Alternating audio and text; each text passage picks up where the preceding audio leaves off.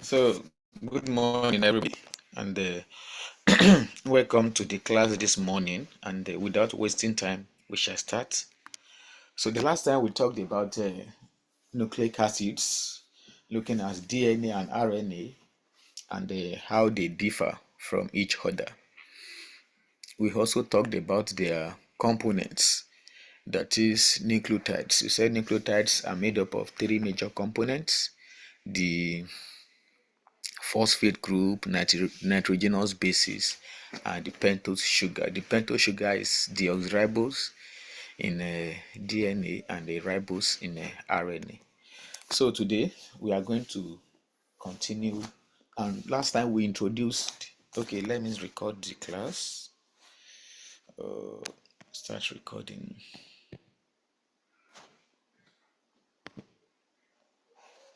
So last time we started the central dogma, where we talked about replication, transcription, and translation. So we are going to start with replication today, and we established the last time that DNA replication is semi-conservative in that the new strand is made up of the parental strand and a new daughter strand. Now, when we talk about DNA replication, simply look at it as a process whereby the DNA is duplicated, more copies of the DNA is formed or produced, and that is basically what DNA replication is all about. DNA, like you are replicating, you are creating more copies of the DNA, and it is essential that we talk about enzymes, right, that facilitate DNA replication. From your secondary school biology, you know enzymes as substances that speed up the rate of chemical reaction or facilitate chemical reaction. So this replication is a process, right? It's a form of reaction in a way, and there are enzymes that help us to that do certain things in the in that process. So the first one we are going to look at is helicase. DNA helicase or helicase. So the helicase unwinds the parental double helix at the replication fork. So the helicase, don't forget we said that the DNA is double stranded. There are two strands. We said it's like a ladder, right? So there are two strands of of DNA molecules. So the helicase is the enzyme that unwinds, like you have a zip, right? So the helicase is the enzyme that unzip the DNA so that the two strands are separate, they become open. So when that happens, as that goes on, we have another enzyme that we know as a single strand binding proteins, SSBPs, right? These proteins are another form of enzymes that as the helicase is unwinding the DNA, so these single strand binding proteins will bind on the on the DNA template, on the DNA strands that is unwinding. So it's just like you have your zip, right? This is the DNA, this is the original strand. So when it unwinds separately, that it opens up. So you have the single stranded binding protein attaching to the strands that are becoming open so that they don't close up. That is basically what the SSDB does. That's the single strand binding protein. So the single when DNA is unwound, it becomes like single strand, one strand and the other strand. So the single strand binding proteins, as the name implies, binds to the to the template DNA so that they don't join. Then we have the topoisomerases or the DNA gyrase. These enzymes helps the DNA to avoid what we call supercoiling, right? It's like you have a twine that you are unwinding. It is possible that there is a there is coiling at this is the DNA strand, for instance. This is the DNA strand. So at the DNA strand on side, there is going to be supercoiling, like forming knots. Like when you have your twine and you want to own it. So it is possible that it gets entangled or gets stuck in a place that it couldn't move further. So it is the topoisomerases that help us to prevent that. Then we have primase. Primase is an enzyme that synthesizes RNA primers at 5' end of the leading strand and at the 5' end of each Okazaki fragment. So we have two two strands when the DNA unwinds, right? We now have two strands, right? So we have one that runs, don't forget we said that DNA runs anti-parallel to each other. We have one that runs from 5' to 3', and this one will run from 3' to 5', right? So the primase lays a short DNA RNA sequence, right? So that the DNA the DNA replication process can begin. Then we have DNA polymerase 3, DNA polymerase. What DNA polymerase 3 actually does is to bring in the nucleotide for the for a particular template. So we have our DNA strand like this. We have our DNA strand that have become open. So we said that originally they are together, right? And if they are like that, if this is A, this one will be T. If this is C, this one will be G. If this one is T, this one will be A, right? This is the parental strand. Now, when we want to now replicate this DNA, this one, each of them will serve as a template, right? That is as the basis for forming the two strands. So the DNA polymerase 3 now will now bring the corresponding nucleotide, right, or nitrogenous basis rather. So for A, right, it brings a T like we established for this one. For C, it brings a G, right? For T, it brings an A. Then for the other strand, you have A, you have C, and you have T. Now we have our two new strands. The first strand, the new strand, and this is basically where our semi-conservative comes in. We have the parental strand in blue, and we have a new strand in red. So here now we now have we have a complete set of a DNA strand. So that is basically how the DNA gets replicated. So it is DNA polymerase 3 that brings the exact nucleotide. So for every A, it brings a T. For every G, it brings a C. Okay, then we have DNA polymerase 1. So these ones help us to do a form of a okay. So when the RNA that is synthesized by primase, it is the DNA polymerase 1 that helps us to remove them because they are not DNA, they are RNAs. And the reason why they are necessary, I will explain when we get there. Then we have DNA ligase. So we have two templates, right? So we have the what we call the Okazaki fragment on one of the strands, right? So for example, I have two strands. So one of the strands is called Okazaki fragments, and the reason why this fragment is so called is that the replication on one strand, right? It is short, whereas on the other strand it is continuous. But on one strand, so what I mean by that is this: on one strand, the Okazaki is straight, is the process is straightforward, right? But on the other strand, it's this the synthesis or replications occurs in short fragments, right? And it is this DNA ligase that will now come and join like a glue that join these short fragments together. We will explain Okazaki fragments now. Okay. Now, let's depict this as our DNA, right? So we have this is a replication fork. No, it looks like a fork, F-O-R-K.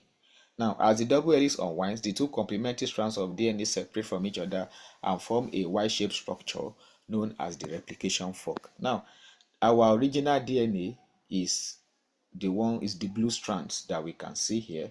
Now, we have two strands that run anti-parallel to each other. We have one that runs from 5 prime to 3 prime, and we have another one that runs from 3 prime to 5 prime. We are looking at the blue now. Now, the red arrows indicates the new fragments that are synthesized. Now, synthesis moves from 3 prime to 5 prime direction, and I think I explained that previously, right? Let me move back to that slide. Maybe I can quickly get there. Where we have, think, okay, I think it's not here. I'm coming. I want to refer to a particular this particular slide where I said that there is the need for this OH 3 prime OH to always be free so that an incoming nucleotide can attach to it. Now, coming back to this place, I think we were on slide 40 somewhere here. Okay, now coming back here, right, we see that the synthesis, the new strands are the ones that are indicated in red, like I said earlier. So the synthesis will begin from the 3 prime end where you have your free hydroxyl group OH, right? And the phosphate group that is on carbon 5 of that ribose sugar will attach to it and they move in that direction, right? But on the other strand, so this particular strand, where DNA synthesis is continuous, is known as the leading strand. Leading strand. Now, okay, sorry. So we have the leading strand is the new synthesis, right? The one in red that is continuous. Now we have another strand that runs from 3 prime to 5 prime. On this one, the DNA synthesis occurs in short fragments because when this original DNA unwinds, this 3 prime OH, this 3 prime end is not readily available. As you can see, it is not readily available for DNA synthesis for a new nucleotide to attach. So the RNA primase that we said earlier will now bring an RNA sequence. You know, RNA has free OH on their own at their 3 prime, right? So they will now bring this OH. So when they bring it in, the polymerase will now use it as a primer to start DNA synthesis on that strand that runs from 3 prime to 5 prime. And synthesis on that strand cannot continue for long, so it is intermittent. So a short fragment will be synthesized and another primase will come in. A new what is it called, a new segment, short segment will be synthesized or replicated, and another primase will come in. So that is how synthesis occurs on the lagging strand. And those short fragments that are formed on that strand are known as the Okazaki fragments. Okazaki is the name of the man that elucidated that synthesis. That is why it is named after him. And that is basically the process or the reaction for our DNA replication. So we have this enzyme. We said replication on the leading strand. The RNA primase enzymes begin replication process by building a small complementary RNA segment called RNA primers, about 10 to 16 nucleotides, and DNA polymerase 3 will begins to add DNA nucleotides to the primer. So we said since DNA polymerase only has in 5' to 3' direction, the two new strands begin to be assembled in opposite direction. So what we mean by that is that DNA replication can only occur from 5' to 3' direction. So the new synthesis, you can see that it runs from 5' to 3'. That is the red arrow, right? So, and the other one also on this other strand, the synthesis of this other strand is also running from 5' to 3'. So one is going this way, the other one is coming this way. That is what we mean by that the synthesis on the two strands are in opposite direction. So, and we said that from there, the DNA polymerase 3 can continue without but there is no need for any primers to add additional nucleotide or primers. This is called the leading strand. So on the leading strand, there is no need for RNA primase to continuously bring RNA primers, right? But on the lagging strand, the opposite is seen. So on the lagging strand, RNA primase attaches another primer allowing for DNA polymerase 3 to begin to form a new point. So what we are saying is that on this lagging strand, right, the one that we have here, we can see that there are this is short fragments, right? But the other one, the lagging strand, is continuous. This is continuous. So due to what I just explained earlier, because there are no free 3' OH, right, on the strand that runs from 5' to 3', on this strand that runs from 5' to 3', right? So what we have exposed is the 5'. So the 3' for this one, for this other strand, this 5' here, the 3' is at the end, and there's no way synthesis can begin from this end. Therefore, it has to start in the middle, that has a free 3' OH. And what does that is RNA primase that starts that. But on the leading strand, the primase is laid only once. So DNA ligase, like we said, is the enzyme that comes in and forms like a bond or a glue that joins the short fragments together. And we said that RNA polymerase 1 will remove the RNA nucleotides that are laid by RNA primase. Okay, so this is the general model for DNA replication.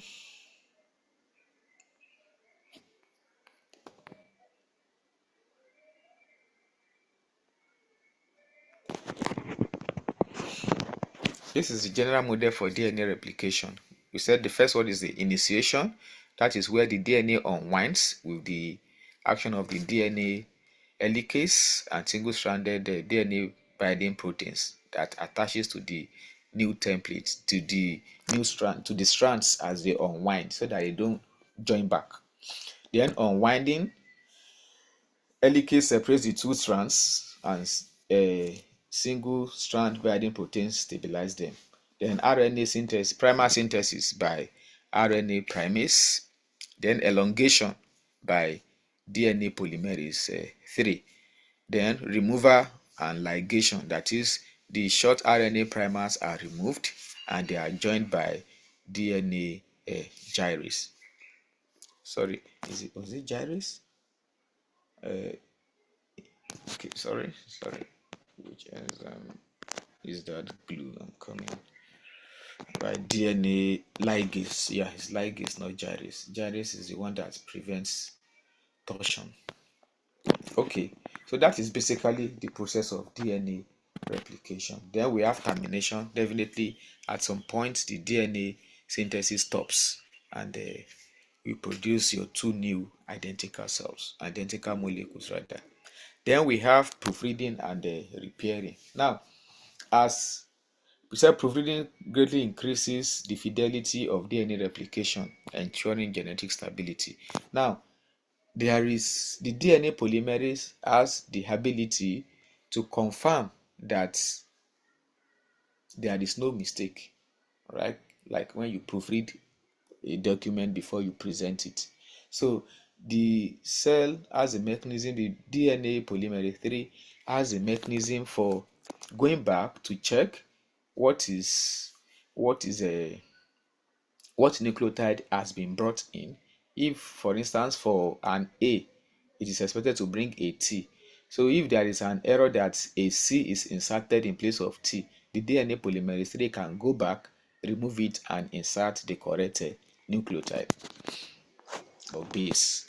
Okay, so this is what we meant by the proofreading and yeah, it said proofreading. It said polymerase adds an incorrect nucleotide to the strand. So here we are using it to illustrate the proofreading. So here we have a G, right? Here, this has a G here, and we expect the nucleotide to bring a C, but it erroneously brings a T, right? So it will go back and remove the T and bring in the correct nucleotide. That is basically what DNA, the proofreading is all about. 5 to 5 prime exonuclease activity of the polymerase 3.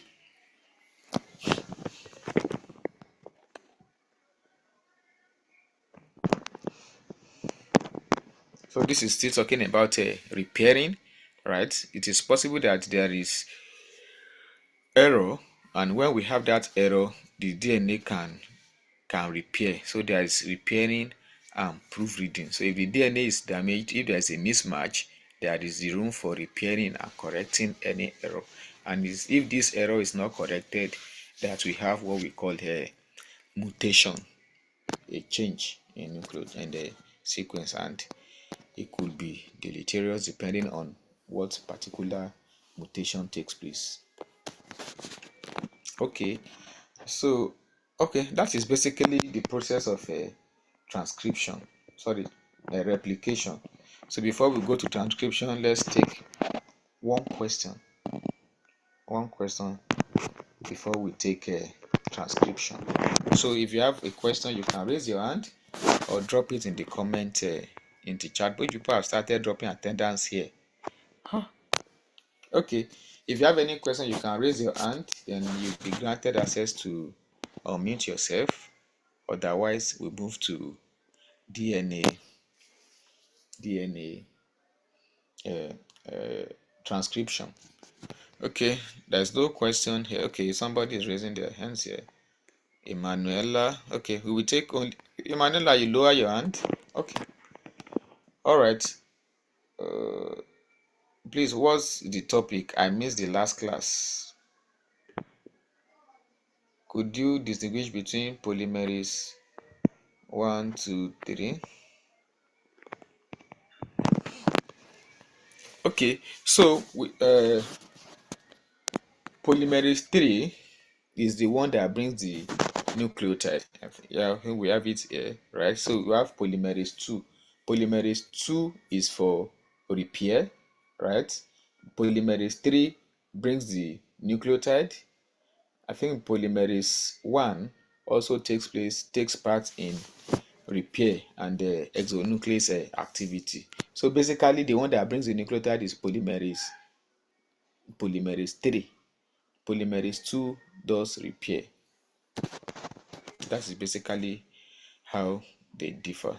Then we have transcription. Transcription simply means DNA to mRNA. Don't forget, we talked about the central dogma, right?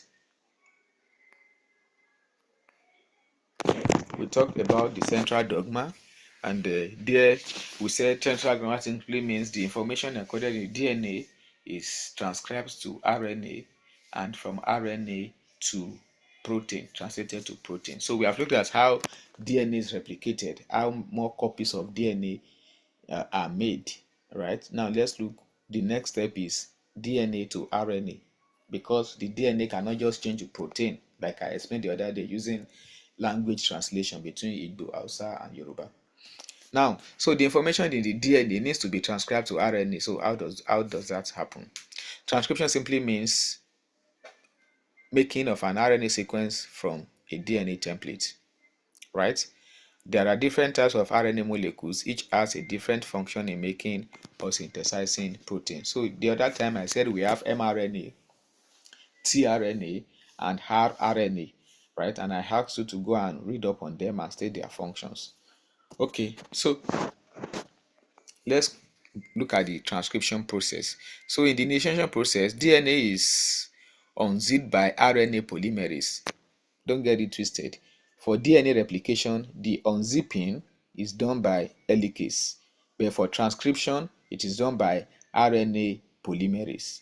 Then RNA polymerase 2. We have DNA polymerase 2. We now have RNA polymerase 2. RNA polymerase 2 then begins RNA synthesis at the transcription start point, which has a sequence TAAA, or the starter box. So when the DNA unwinds, right? So RNA polymerase 2 will come in and look for this sequence on the DNA strand. So once it sees this sequence, that is where transcription will start. It doesn't start anyhow. So this consensus sequence needs to be identified. It is called the transcription start site, right? This sequence TAAA or Tata box is where transcription begins. All right. We said only one of the two strands is copied into an mRNA molecule. Now we said DNA runs in parallel or anti-parallel, one from 5 prime to 3 prime, another one from 3 prime to 5 prime. So when the DNA unwinds, in DNA replication, the two strands are used for replication, but in RNA, it is only one that is used for RNA synthesis or transcription. So the RNA strand is made in 5 prime to 3 prime direction using to 3 prime to 5 prime strand. So this is the strand that is used for synthesis. So this one is not used. All right. So the one that is used for RNA synthesis is the one that runs from 3 prime to 5 prime. This is the DNA, right? This one is from 3 prime, 5 prime to 3 prime, and this one runs from 3 prime to 5 prime, right? So when they unwind, you have two strands. Only one of them will serve as a template for mRNA synthesis, and it is called the template or the antisense strand, while this one that is not used is known as the coding or the sense strand. Okay. So we said nucleotides are added into a complementary strand of mRNA based on the DNA code. So it is as simple as this process is the same as DNA replication. So the RNA polymerase 2 will begin to bring the nucleotide for every nucleotide for the nucleotide that you have on the DNA that run from 3 prime to 5 prime. So for every T, it brings A. For every A, it brings U now, because we don't have uracil in DNA and we don't have thymine in RNA. So this is the DNA template that runs from 5 prime to 3 prime, and this is the newly synthesized mRNA that runs from 5 prime to 3 prime. And you can see on that mRNA strand, we don't have a T, we have uracil. So for A, it brings a U, for T, A, T, A, C, G, G, C, and the process continue like that, right? And this here, the figure here depicts the DNA strand. So we have this one that runs from 5 prime to 3 prime, and this one that runs from 3 prime to 5 prime. And we say that is the one that runs from 3 prime to 5 prime, that it is the coding, the template strand that is used for mRNA synthesis. And we have on this strand, this is the newly synthesized mRNA A for U, G, C, T, A, C, G, and the process goes on like that.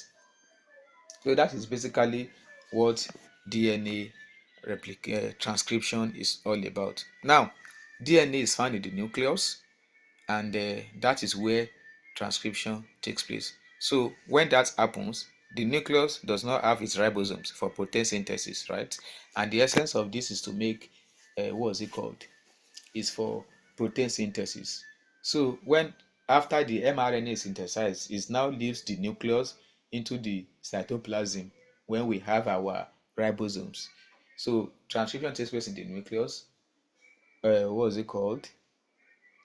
Synthesis takes place in the cytoplasms on ribosomes.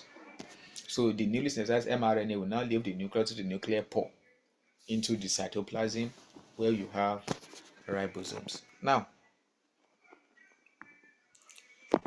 okay, so we have translation process. So I think we are done with another step. So maybe we should take a question for how does DNA have mutation? Does it mean that the polymerase are not working? It is not that they are not working, but it is only God that is perfect. Let us just say that. So it is possible that it makes a mistake, just as you make a mistake, right? So it is possible that the DNA polymerase misses to correct that. So when that happens, mutation occurs, and mutation rate it's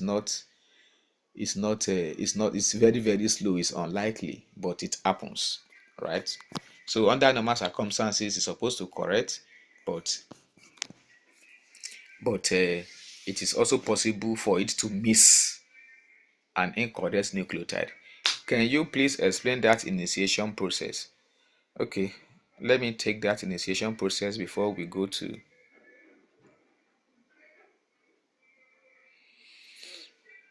Okay, the initiation process for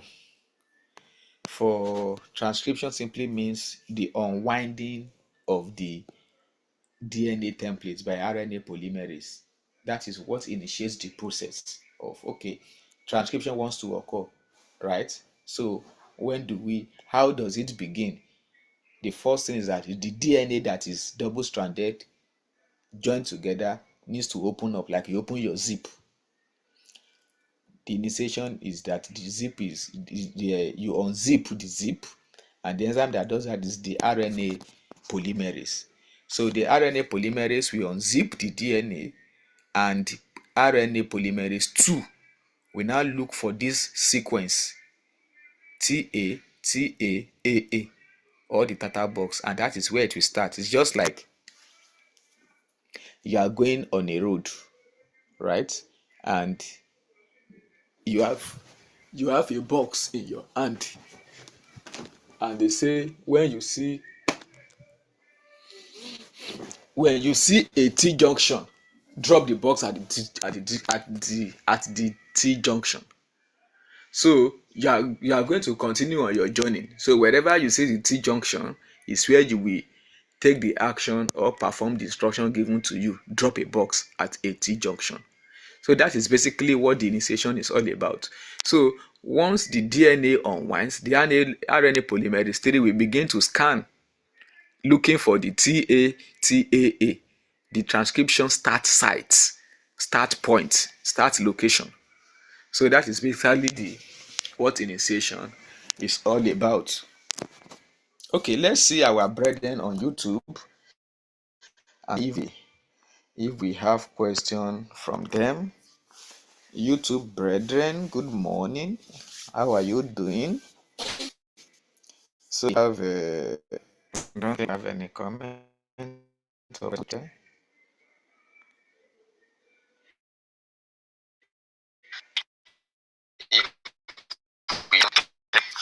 YouTube brethren, good morning. Can you explain the primer on the 5 and 3, sir? We can't see YouTube questions. We are just like backbenchers. That is very wrong. Peculiar O4L. We can see your questions. You are not backbenchers.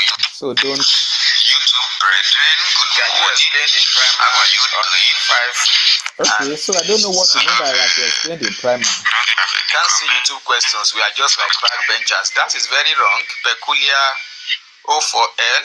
We can see your questions. You are not backbenchers. So don't.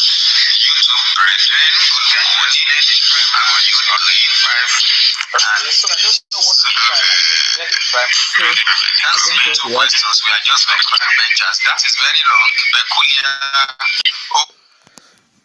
Okay, I don't think I have. There is no valid question on that platform. So let's continue. Let's continue here.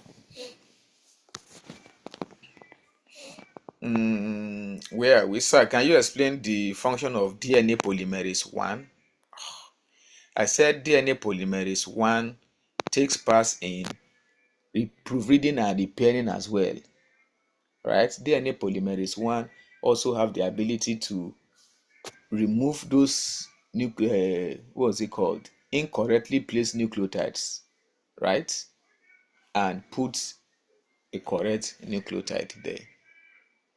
Just like DNA polymerase 2. They both have a kind of proofreading and repairing what's it called? Ability. Okay, so we have here, okay, so translation. Translation simply means that the process whereby RNA proteins, which one is RNA protein? It's a process whereby proteins are made from the RNA. Protein are synthesized from the RNA molecule. That's basically what translation is all about. So you are translating, like we said the other day, you are translating the information or the instruction from an Hausa guy to a Yoruba man. So DNA translation is a process whereby protein is made from the synthesized RNA. So don't forget, the essence is that we want to see how information encoded in the DNA, right, is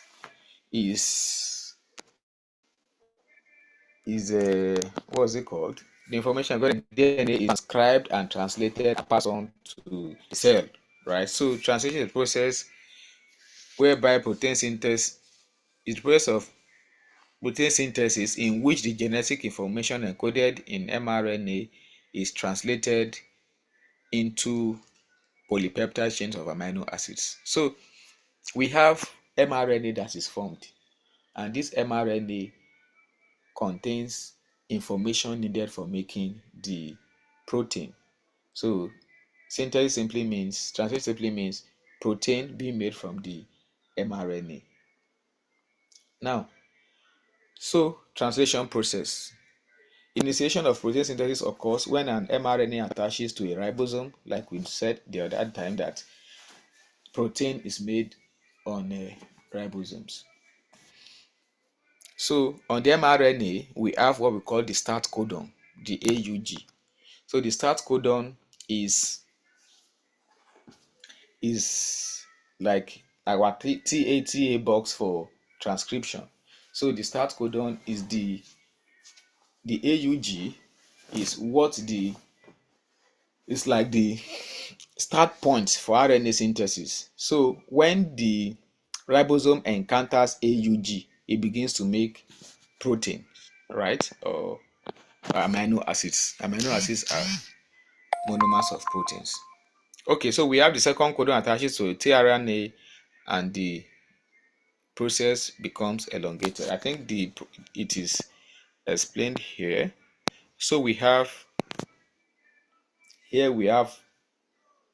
the codon on the mRNA. Here we have UCA. We have UCA as a codon. So when the ribosome encounters AUG, right? So let's say we have this sequence AUG, CGU, right? And it continues like that. So it will first synthesize this. This is actually methionine, methionine, METHIONINE. So this codes for the amino acid methionine. So it will start with this AUG, then it will read the next one CGU and specifies a particular amino acid that it codes for, use the genetic code that we are going to treat next. So we said once the DNA has been transcribed to mRNA, the codons must be translated to amino acid sequences. The first step in translation is the activation of the transfer RNA. So the transfer RNA is the one that brings the codon, right, into the anticodon, is as anticodon into the ribosomes, right? So okay, let me get to, there's a slide that explains all of these things. Okay, now this is the slide. So we said amino acids are carried by tRNA. The anticodons on tRNA are complementary to the codons on the mRNA. Now let's look at this picture. This picture explains the process of translation. So we have, this is the newly synthesized mRNA that runs from 5 prime to 3 prime. This is the mRNA. This is the mRNA. Don't forget, I said the template, the DNA template is the one that runs from 3 prime to 5 prime. So that's mRNA synthesis occurs in 5 prime to 3 prime. Now, this is our new mRNA.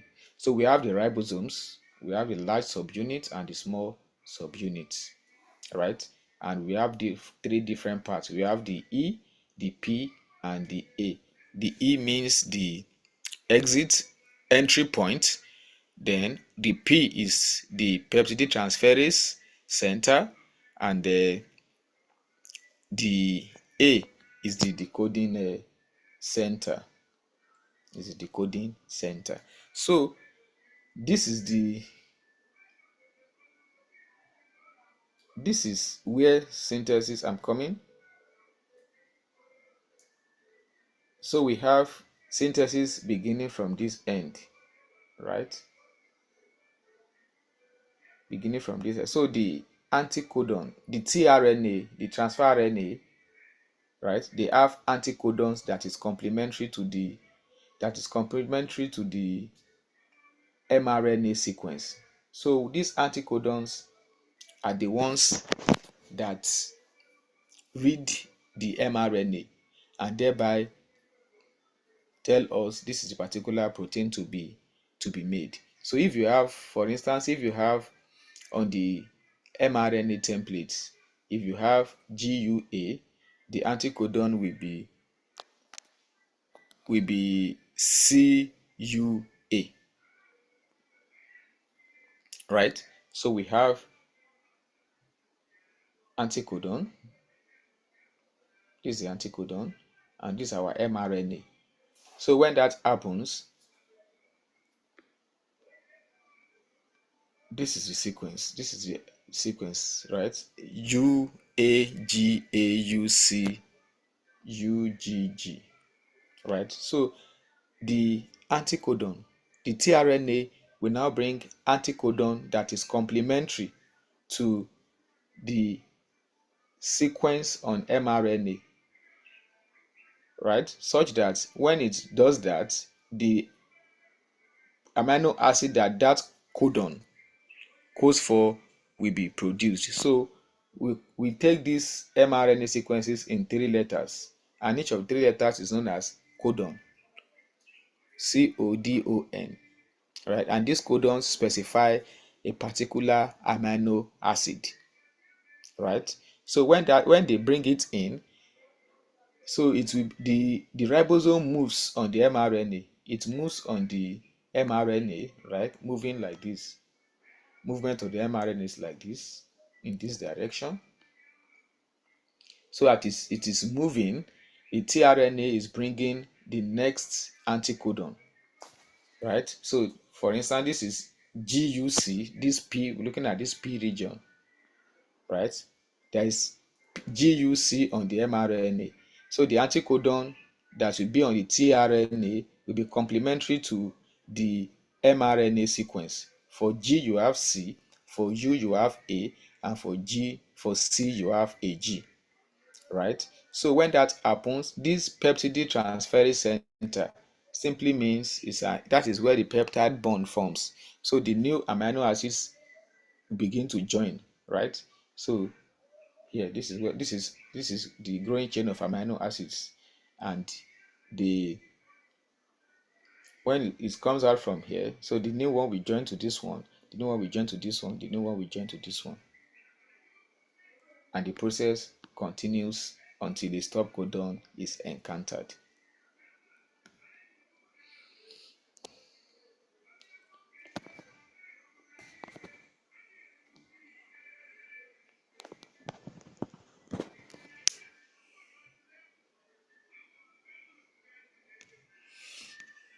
Okay. Somebody have a question that if protein is produced by synthesized RNA, what is the role of the ribosomes then? The ribosome is it is on the ribosome that DNA proteins are made using the mRNA template. So the RNA template, oh, how do I explain? The RNA is a template for making the protein. So something must make the, just like you have your flour, you want to make bread, you need machine, you need your baking materials. It's not just because you have the flour, you have your bread or cake. So you need your machine that will mix your flour and everything for you, right? So the mRNA is just like a template. The mRNA is an ingredient in protein synthesis. So what actually does the protein synthesis is the ribosome, right? Okay. So we have, after a polypeptide chain with all amino acid. Okay, so the chain will continue to grow until it encounters a stop codon, right? So a stop codon is, there are three stop codons: the UGA, the UAA, and the UAG, right? And then we call them stop codons because once the ribosome encounters them, right, it stops the process. And the reason is that there is no tRNA with the anticodon for the stop codon.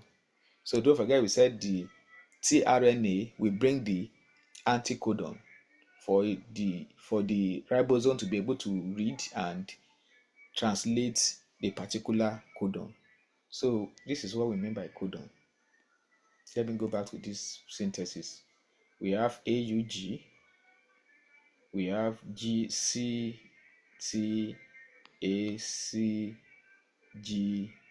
for instance.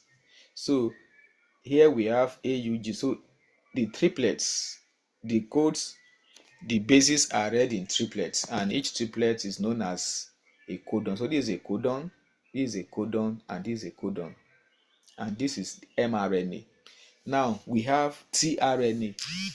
So this tRNA will bring anticodon that is complementary to the mRNA. So for AUG, it will bring UAC.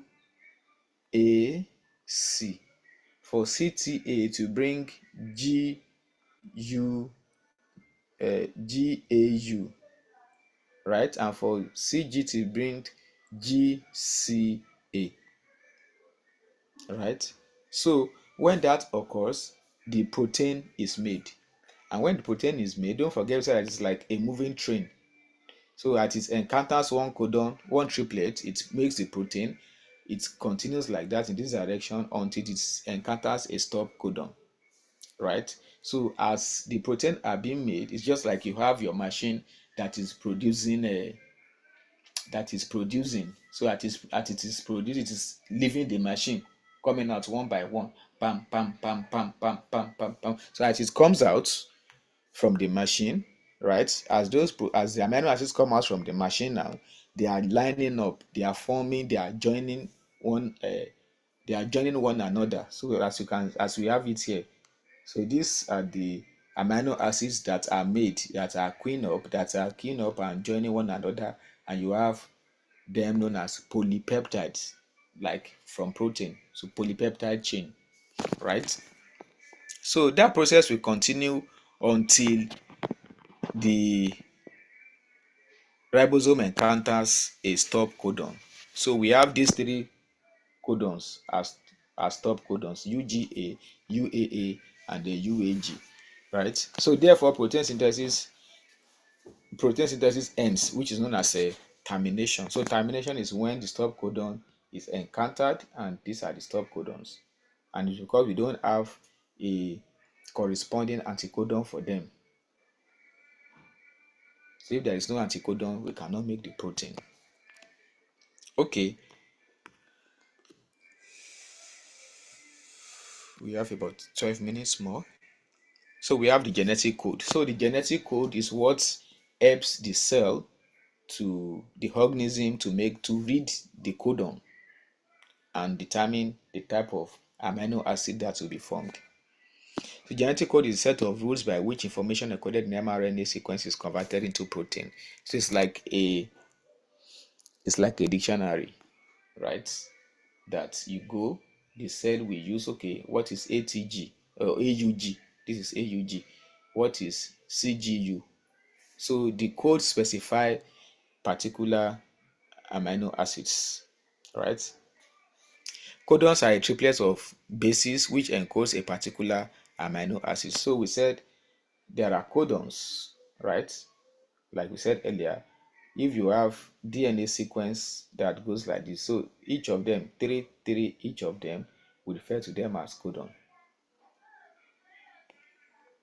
And they specify a particular amino acid. The codon can translate the 20 amino acids, and as there are 4 bases, and there are 64 different codons combination.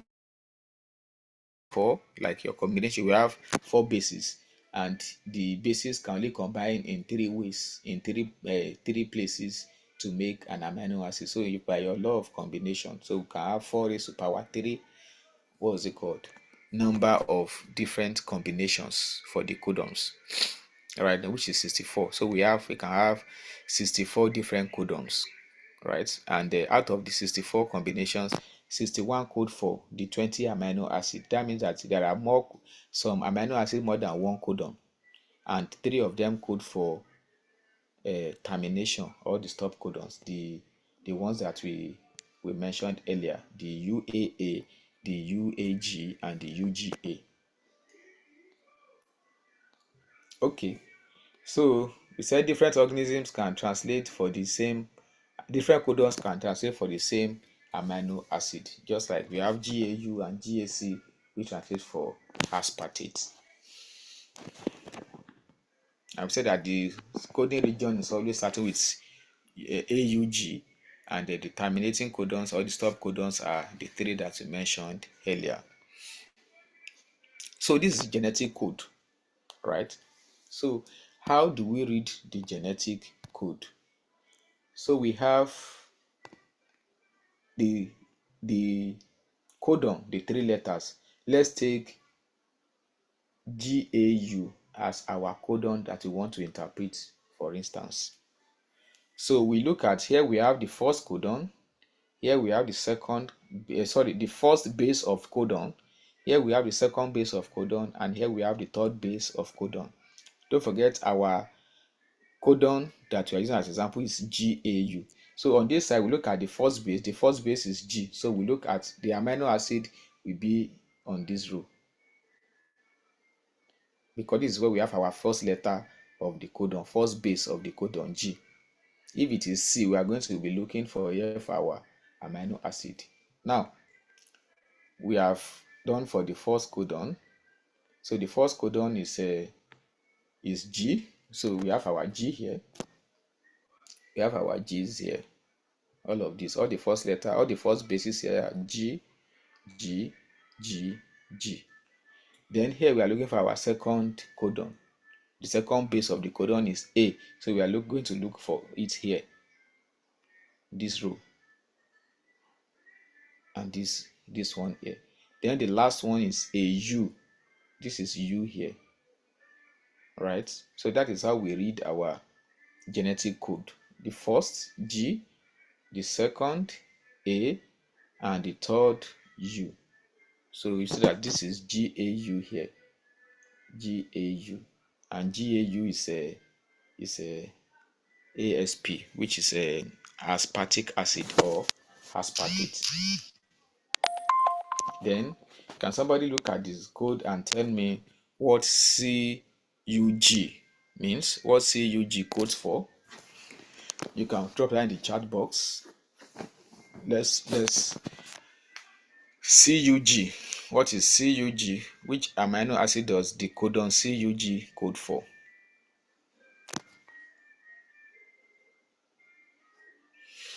Leucine. Somebody said leucine. CUG. CUG. Okay, that is correct. CUG leucine. And if you can see that there are almost 6 codons that code for CUG. 6 codons coding for CUG. Right? No, we've overstretched it. Here we have CUG.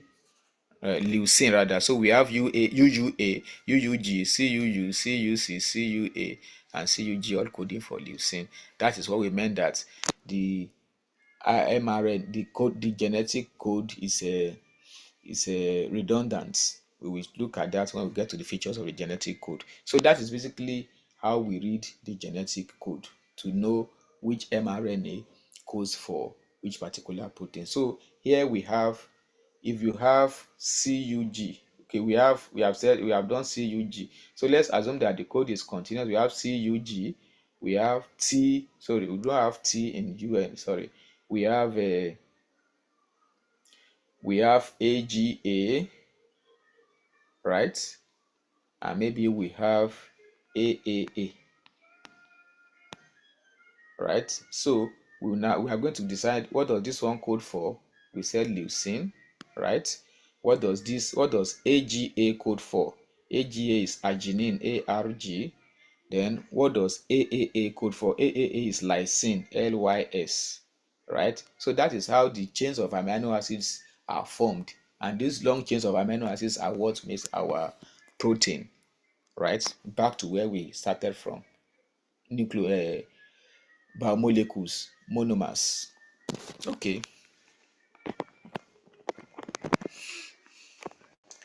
So we said features of genetic code. Number one is a triplet code, like we said earlier.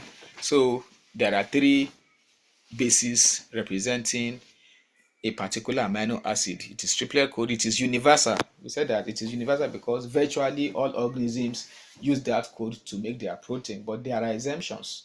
There are exemptions that, for instance, the stop codons, our UAG, for instance, code for tryptophan, an amino acid in some organisms. So there are exemptions, like the way we can have the DNA polymerase 3 losing its functions. It is commaless. When you are writing, does not have a comma. It is degenerate or redundant. That is, we can have more than one codon specifying the same amino acid. Then it has start and stop signal. So these are some of the features of the genetic code. We're running against time. Okay, we are using this one as an illustration from start, where we started from. So we have protein synthesis from DNA. First, transcribe the process of protein synthesis from DNA. So if you have your DNA sequence that you want to transcribe to protein, that is, your DNA has gone through transcription and translation. So you have your DNA there, 3 to 5 primed into mRNA. Then you break down the mRNA into 3 codons. So here you have AUG, the first codon, AUG. Then you have CUU, you have AAU, and you have UCU. Then you now go back to your genetic code and read what each of them means: AUG, CUU, AAU, and UCU. And this is what they code for. Using this code, this is another form of the genetic code. AUG is methionine, leucine, asparagine, and serine. So, okay, this shows another template for our DNA templates. The mRNA we can form from it, right? This is the DNA template.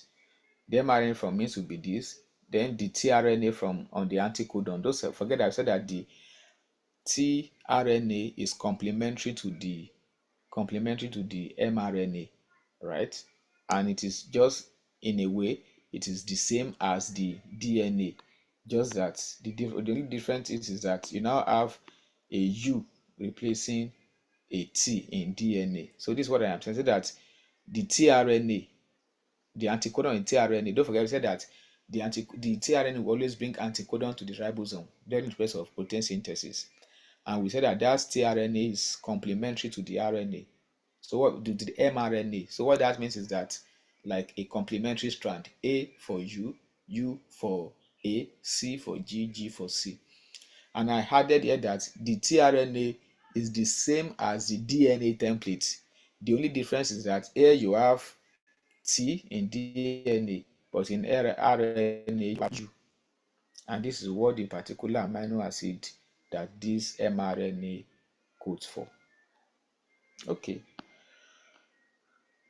So you will have these assignments that you can attempt in your leisure time.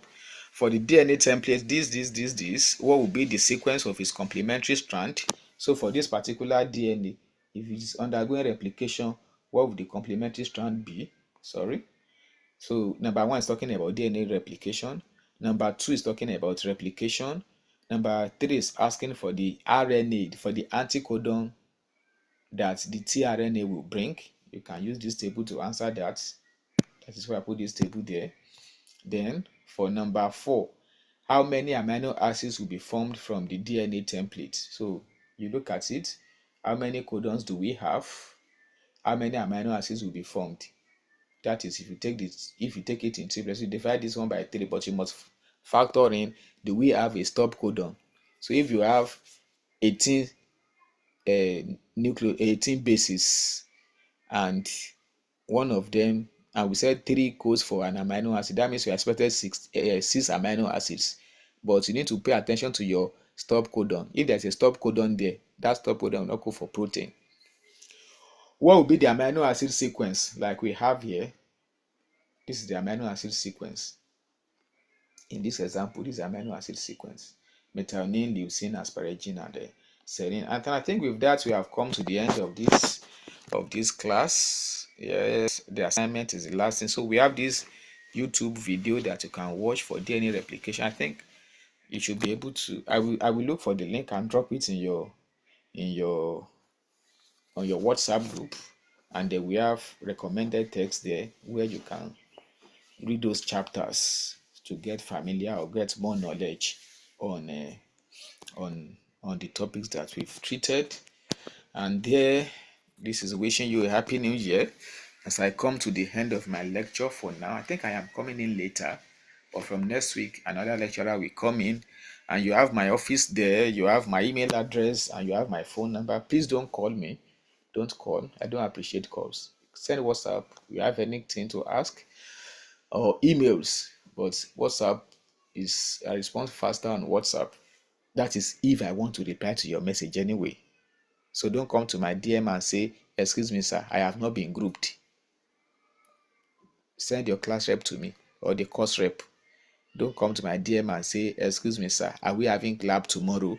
You know your schedule now. Excuse me sir, yeah, when are you sending the slides? You know, don't come to my DM. When you, if the only thing you can say in my DM is, okay, excuse me sir, can you throw more light on this? Can I? And don't say good morning sir and wait for me to say good morning before you say why you are in my DM.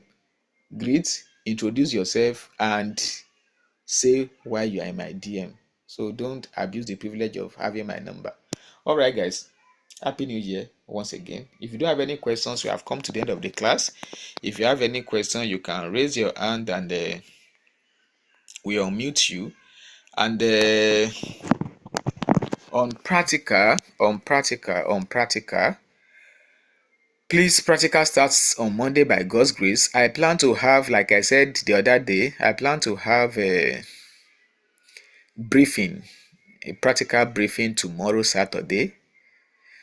It can be anytime if I am chanced, but if I am not chanced, I can put everything in a document and share on the platform. So these are the 2 ways. So if I'm going to be chanced, I will inform you at least 1 hour before. If I am not going to be chanced, you will just see the document on your platform. So it's basically what we expect of you in the lab, right? Don't come 1 hour into your lab and block the staircase. Don't come without wearing your shoes. Wear your lab coat, bond your hair, pack it very well. Don't come with a stolen manual. Come as scheduled. These are the things we want to discuss so that nobody will run for. Don't forget that practical is an exam on its own. BIO107. You are not writing any exam. That is the only practical that you are doing, and we are going to grade you over 100 for it. So please take it as an examination. If you run foul of any rule, you will face a penalty. No lateness, no mixing of your lab. If you miss it's just like when you miss an exam. If you miss WAEC, for instance, will you say they should come and do it for you again? No. So you miss your lab, you miss the exam. There is no receipt, there is no reschedule. I stay in the Anapaja, Kokanye. I'm going from Sabisa Forest. Please, you have hostel. If you don't have hostel, please find somewhere to manage and try and understand. Manage with us. Please, don't miss your practical. Don't say hold up. The practical start at 3 p.m. So even if you are coming from heaven, by 3 p.m. you should be in Lagos. So please and please, these are the things I plan to discuss during the briefing. And if you cannot have it, depending on my schedule tomorrow, I can put everything out to you via a document that you can just read. And for the practical, please, you have been grouped. Don't join another group. Your attendance will be on your table. You have your table, you have your group, follow your group. If you don't know your lab, maybe you should, if you are free now, maybe we should even do maybe we should do the briefing now. If you are free, I don't know if you have time. Maybe you have another class. Maybe you should do the briefing now and just forget about it. Please, the attendance is for each table. So if you are in table 5, you follow your friend to table 8. Your attendance will not be in table 8. And once you don't sign attendance, you are absent, even if you submit your script. Because there's no way you can submit your script without being in the lab to sign. So please don't just assume. When you are lost, ask questions. When you are in doubt, ask questions. Don't think. I don't want to hear I think or somebody said. That somebody will be the one that will solve the problem that you create for yourself for you.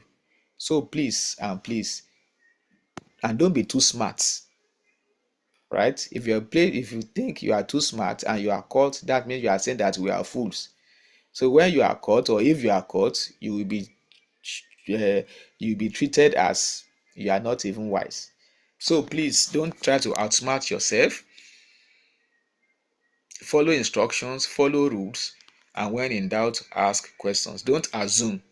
Don't think. I think. Don't think, please. All right, we have chemistry. Okay, you can go. Thank you so much and do have a wonderful day. I'll try to have that tomorrow. Yes, I will activate the link now so that those that have not registered can register. And yes, and some of you have been in my DM that you register and can't find your names. Please try and register again. Try and register again. Thank you and have a wonderful day. See you in lab on